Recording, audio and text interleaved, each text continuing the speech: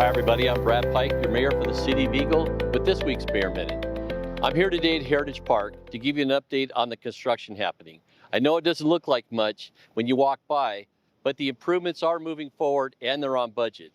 The irrigation lines have been run and the streetscape improvements on State Street and both the electrical and plumbing roughings are completed and have passed inspection.